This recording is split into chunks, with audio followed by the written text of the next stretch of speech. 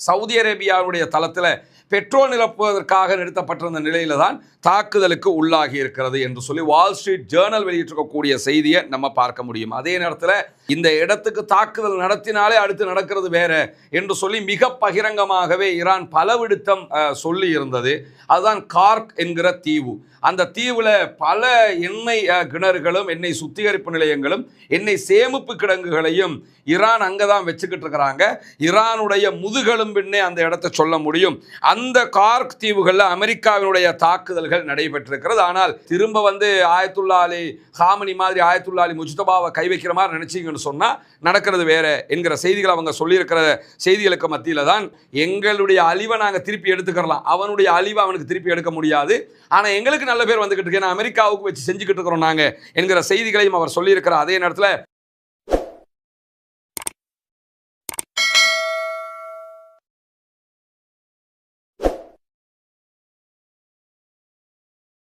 அன்பிற்கினிய சகோதர சகோதரிகளே, நம் அனைவர் மீதும் ஏக இறைவனுடைய அமைதியும் கருணையும் உண்டாகட்டுமாக என்கிற உயரிய பிரார்த்தனைகளோடு ஈரானுக்கும் இஸ்ரேல் அமெரிக்காவுக்கு இடையிலான ஒரு மாபெரும் யுத்தம் தொடர்ந்து உச்சகட்டமாக நடைபெற்று வரக்கூடிய சூழல்ல ஈரானுடைய அரசை வீழ்த்துவதற்காக அமெரிக்கா கடந்த 15 நாட்களாக படாத பாடுபட்டு கொண்டிருப்பதை நம்ம ஊடகங்களில் தொடர்ந்து பார்த்து வர்றோம். ஏன்னா அமெரிக்கா போன்ற ஒரு மாபெரும் வல்லரசால் ஈரான் போன்ற ஒரு நாட்டை இதுவரைக்கும் வீழ்த்த முடியவில்லை என்பது வெக்கத்திலும் வெக்கமான ஒரு விஷயமாக சர்வதேச அளவிலே பார்க்கப்படுகிறது. காரணம் என்னன்னா, நாங்கள் ஈரானை அட்டாக் பண்ண போகிறோம், ஈரானுடைய இராணுவத்தை வீழ்த்த போகிறோம், ஈரானுடைய அரசை வீழ்த்த போகிறோம், அதற்காக ஒரு மாபெரும் கடற்படையை நான் அனுப்பியிருக்கிறேன், அதற்கு பெயர் ஆர்மடா என்று சொல்லியெல்லாம் ரொம்ப உச்சமாகவே அமெரிக்க அதிபர் டொனால்ட் ட்ரம்ப் கம்பி கட்டிய கதைகளை பேசியதும் அதே போன்று ரொம்ப பீத்திக்கிட்டு தெரிஞ்சதையெல்லாம் நம்ம சர்வதேச அளவில் பார்த்தோம். இன்ன வரைக்கும் அந்த பீத்தல் அவர் கைவிடாம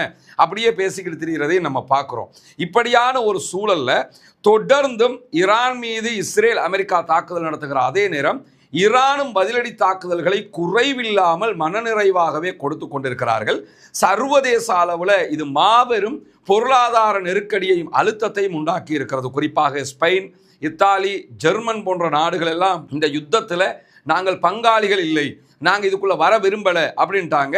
காரணம் என்னென்னு கேட்டால், அந்த ஹொர்முஸ் நீர்நிலை பகுதிகளை ஃபுல்லாகவே தற்போது ஈரான் மூடி இருக்கிறது. அந்த வழியாக பயணிக்க முடியாது கப்பல்கள், பயணித்தால் ஈரான் தாக்குதல் நடத்தும். இப்படி பல பிரச்சனைக்கு மேல் பிரச்சனையாக மாறிக்கொண்டே இருக்கிறது அமெரிக்காவும். இந்த சூழலில் அமெரிக்காவிலேயே ஒரு பெட்ரோல் பேரல் $100 தாண்டி விட்டது என்கிற நிலை உருவாகி இருக்கும் போது மற்ற நாடுகளில் எல்லாம் இதைவிட உச்சமான பெட்ரோலிய அழுத்தம் ஏற்படுவதற்கான வாய்ப்புகளும் இருக்கிறது என்கிற செய்திகளுக்கு மத்தியில் நேற்றைய தினம் மீண்டும் தாக்குதல்களை ஆரம்பித்திருக்கிறது ஈரான். குறிப்பாக ஈரான் சவுதி அரேபியாவினுடைய அமெரிக்க தளத்தை இலக்கு வைத்து தாக்குதல்களை நடத்தி இருக்கிறது. சவுதி அரேபியாவினுடைய அமீர் சுல்தான் விமானப்படை தளத்தில் இருந்த எரிபொருள் நிரப்புவதற்காக வந்திருந்த அமெரிக்காவினுடைய 5 விமானங்கள் மீது தாக்குதல்கள் நடத்தப்பட்டிருக்கிறது என்கிற செய்திகள் வெளியாகி இருக்கிறது.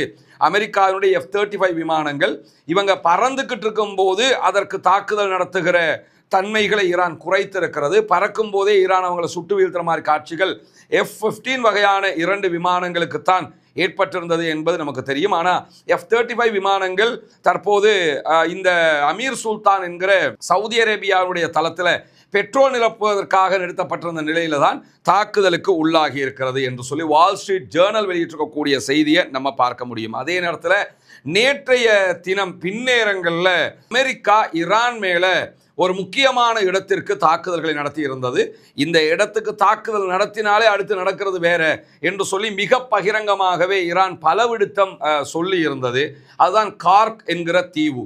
அந்த தீவுல பல எண்ணெய் கிணறுகளும் எண்ணெய் சுத்திகரிப்பு நிலையங்களும் எண்ணெய் சேமிப்பு கிடங்குகளையும் ஈரான் அங்கதான் வச்சுக்கிட்டு இருக்கிறாங்க. ஈரானுடைய முதுகெலும்பின்னே அந்த இடத்தை சொல்ல முடியும்.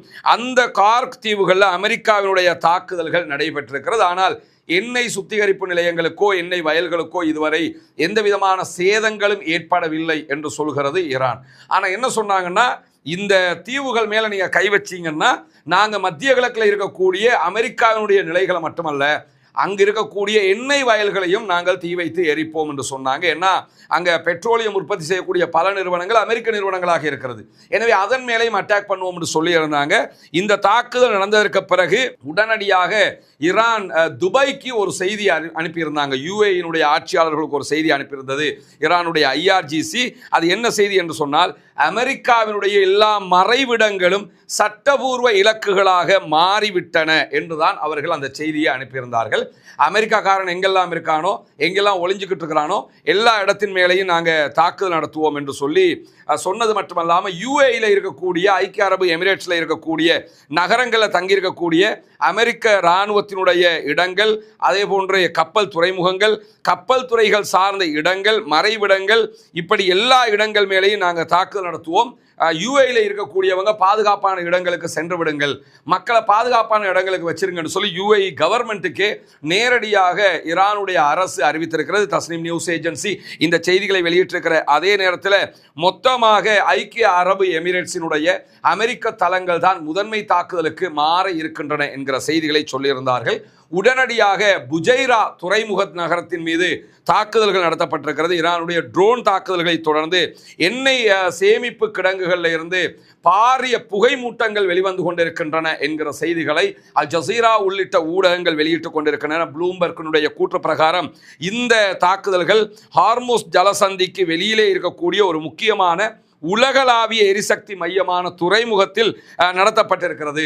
இது எண்ணெய் ஏற்றுதல் நடவடிக்கைகளை உடனடியாக நிறுத்துவதற்கு வழிவகுக்கும் அப்படிங்கிறாங்க. ஏன்னா இந்த அரபு நாடுகள் எல்லாம் இருக்குதா இல்லையா, சவுதி, குவைத், பஹ்ரைன், பெரும்பாலான நாடுகளுடைய சுத்திகரிக்கப்பட்ட எண்ணெய் சேமிப்பு கிடங்கு இங்கே தான் இருக்குது.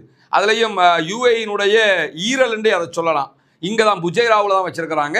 இங்கே இருந்து என்ன பண்ணுவாங்கன்னா, இது ஒரு குடோன்னு நினச்சிக்கிறங்களேன், எல்லாருமே கொண்டு வந்து இங்கே சேமித்து வைப்பாங்க. இங்கே இருந்து தான் கடல் வழியாக மற்ற நாடுகளுக்கு அனுப்புவாங்க. அந்த புஜைரா போர்ட் மேலே தான் இப்போ தாக்குதல்கள் நடத்தப்பட்டு கொண்டிருக்கிறது என்கிற செய்திகள் வெளிவந்து கொண்டிருக்கக்கூடிய சூழலில் இதற்கு பதிலளிக்கும் விதமாக, அதாவது கார்க் என்கிற அந்த தீவின் மேலே தாக்குதல்கள் நடத்தியதற்கு பதிலளிக்கும் விதமாக அடுத்த கட்டமாக அமெரிக்காவினுடைய பக்தாதில் இருக்கக்கூடிய தூதுவர் ஆலயத்தின் மீது தாக்குதல்கள் நடத்தப்பட்டிருக்கிறது. இது அமெரிக்காவினுடைய தூதுவர் ஆலயம் வெடித்து சிதறி புகை மூட்டமாக இருக்கக்கூடிய காட்சிகளை தான் நீங்கள் பார்க்குறீங்க.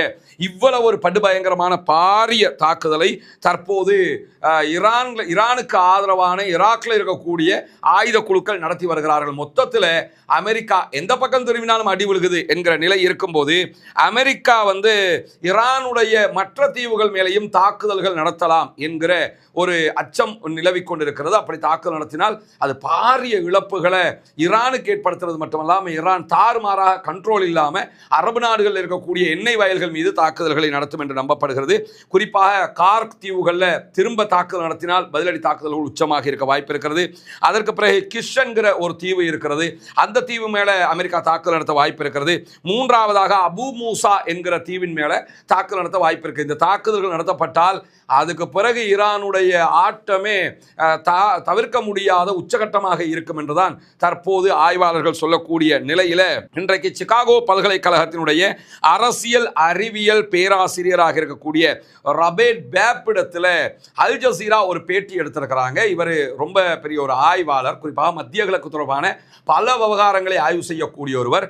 அவர்கிட்ட போய் இந்த டொனால்ட் ட்ரம்பினுடைய நடவடிக்கைகள், கார்க் தீவு மேலே தாக்குதல் நடத்தியது, இந்த யுத்தத்தினுடைய அடுத்த கட்ட போங்குகள் என்ன என்றெல்லாம் கேட்கும்போது, நம்ம எதை சொல்லி வர்றோமோ இது அவரும் சொல்லுகிற காட்சியை நீங்கள் பார்க்க முடியும். ஏன்னா உலகத்துக்கே தெரியுது என்ன நடக்குது என்று சொல்லி அந்த அடிப்படையில் அவர் என்ன சொல்கிறாருன்னு கேட்டால், ஈரானுடைய கார்க் தீவின் மேலே குண்டு வீச்சு நடத்துறதுக்கு ட்ரம்ப் உத்தரவிட்டதே என்ன நிலையிலன்னா, கடுமையான மன விரக்தியில் தான் உத்தரவிடுறாரு.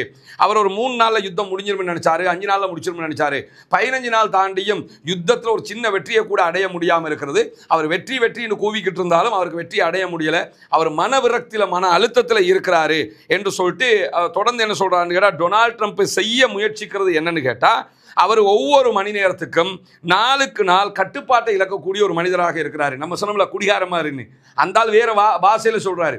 இந்த டொனால்ட் ட்ரம்ப் வந்து தன்னுடைய சுய கட்டுப்பாட்டை இழக்கக்கூடிய ஒரு சூழ்நிலைக்கு மீண்டும் மீண்டும் தள்ளப்பட்டு கொண்டிருக்கிறாரு. அதனால தான் ஆட்சி மாற்றத்தை பற்றி பேசுகிறாரு.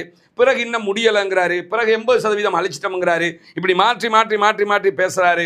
ஆனால் டொனால்ட் ட்ரம்ப் என்ன நினைச்சாருன்னா, சீட்டு கட்டு மாதிரி ஈரானுடைய தலைமை முடிஞ்சிரும்னு நினைச்சாரு. அதாவது ஆயத்துல்லா அலி காமனிக்கு அடிச்சிட்டோம்னா மற்ற எல்லாரும் மலமலமலண்டு விழுந்துருவாங்க, எல்லாம் முடிஞ்சிரும்னு நினைச்சாரு. ஆனால் அதுக்கு பிறகு தான் பிரச்சனையை ஆரம்பித்தது. அதனால ரொம்ப மன விரக்தியில் இருக்கிறாரு. ஈரானுடைய அரசு வந்து சரியாமல் இருப்பது, வீழாமல் இருப்பது அவருக்கு ஆச்சரியமாக இருக்கிறது. தந்திரோபாய ரீதியாக அவங்க சில வெற்றிகளை அடைஞ்சாலும் மூலோபாய ரீதியாக ஈரானுக்குள்ள எந்த வெற்றியையுமே அவங்களால அடைய முடியாமல் இருக்கிற காரணத்தினால தான் கார்க் தீவுகள் மேலே விரக்தியில் அட்டாக் பண்ண பார்க்குறாரு. தோல்வி அச்சத்தில் தோத்துக்கிட்டே இருக்கிறமே என்கிற அந்த விரக்தி தான் அவருக்கு இப்படியான தாக்குதல்களை நடத்த தூண்டுகிறது. அப்படி ஒரு தாக்குதலை உச்சமாக கார்க் தீவுகள்லையோ அபுமூசா தீவுகள்லையோ கிஷ்தீவுகள்லையோ இவங்க நடத்துவாங்களாக இருந்தால் ஈரானுடைய பதிலடி கடுமையாக இருப்பது மட்டுமல்லாமல் ஹார்மூஸ்ல இருந்து மட்டுமல்ல, உலக அளவில் பெட்ரோலியம் மிகப்பெரிய தர்ம சங்கடத்தை சந்திக்கும். எல்லாத்தையுமே ஸ்டாப் பண்ணுவாங்க, எல்லா பக்கமும் தாறுமாறாக அடிப்பாங்க. இது அமெரிக்க அதிபர் டொனால்ட் ட்ரம்ப்புக்கு ஆலோசனை சொல்றவங்க இதை கொஞ்சம் சொல்லுங்கடா, இருந்தாலும் மூளைக்கு புரியட்டும்ங்கிற மாதிரி அவர் சொல்லியிருக்கக்கூடிய காட்சியை நம்ம பார்க்க முடிகிற அதே நேரத்தில் ஈரானுடைய உச்ச தலைவர் மீண்டும் கொல்லப்பட்டாலோ, அவர் மீது மீண்டும் தாக்குதல்கள் நடத்தப்பட்டாலோ, அமெரிக்காவுடைய அனைத்து நிலைகள் மீதும் இப்போது நடத்துகிற தாக்குதலை போன்று பல மடங்கு பதிலடி தாக்குதல்கள் நடத்தப்படும் என்கிறார் மாஸ்கோவுக்கான ரஷ்யாவுக்கான ஈரானுடைய தூதர் என்கிற செய்திகளும் இன்றைக்கு வெளியாகி இருக்கக்கூடிய நேரத்தில் ஈரானுடைய மக்கள் கடும் கோபமாக இருக்கிறாங்க. இரத்தத்திற்கு இரத்தம் பழிவாங்க வேண்டும் என்று நினைத்து கொண்டே இருக்கிறார்கள். இயற்கையாகவே அமெரிக்கர்கள் எதிர்காலத்தில் கடுமையான பழிவாங்குதல்களை எதிர்கொள்ள வேண்டி வரும்.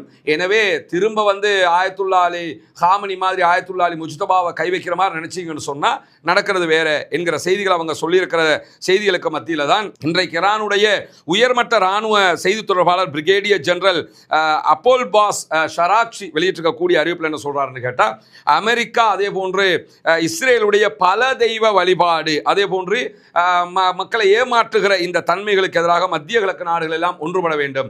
நல்லா புரிஞ்சுக்கிறீங்கன்னு சொல்றாரு. இஸ்ரேல் வந்து பல தெய்வ வழிபாட்டை வைத்துக்கொண்டு மக்களை ஏமாற்றி கொண்டு இருக்கிறது. அமெரிக்காவும் அதே வேலையை செஞ்சுக்கிட்டு இருக்கிறாங்க. எது எப்படி போனால் நம்ம ஒரு இஸ்லாமிய வட்டத்துக்குள்ள இருக்கக்கூடியவங்க இந்த வேறுபாடை எல்லாம் பார்க்காம அத்தனை பேர் நம்ம ஒன்றிணையணும். நம்ம ஒன்றிணைஞ்சா மட்டும்தான் நம்ம பகுதிகளை நம்ம பாதுகாக்க முடியும். ஈரானை பொறுத்தவரையில் ஈரானுக்கு விழுந்திருக்கிற அடிகளில் எங்கள் நாட்டில் எதெல்லாம் அழிக்கப்பட்டுச்சோ அந்த அழிக்கப்பட்டதெல்லாம் எங்களை திருப்பி உருவாக்குறதுக்கு தெரியும். ஆனால் அமெரிக்காவினுடைய குட் நேம் நாங்கள் இல்லாமல் ஆக்கியிருக்கிறோம்ல, அவங்களுக்கு ஒரு குட்வில் இருந்துச்சா இல்லையா? அமெரிக்கான்னா வல்லரசு, அமெரிக்கான்னா பலம், அமெரிக்கான்னா காசு, அமெரிக்கான்னா இராணுவம், இது எல்லாத்தையுமே அழிச்சிட்டோம். எங்களுடைய அழிவை நாங்கள் திருப்பி எடுத்துக்கிறலாம், அவனுடைய அழிவை அவனுக்கு திருப்பி எடுக்க முடியாது.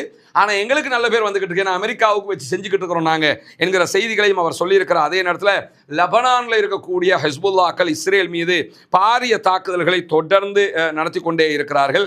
நேற்றைய தினம் மட்டும் மிக கடுமையான தாக்குதல்கள் நடத்தப்பட்டிருக்கு. லெபனான் எல்லைக்காரர்கள் இருக்கக்கூடிய இஸ்ரேலிய நகரமாக இருக்கிற கிரியாத் ஷெமோனாவில் ராக்கெட் தாக்குதல்கள் நடத்தி இருக்கிறார்கள்.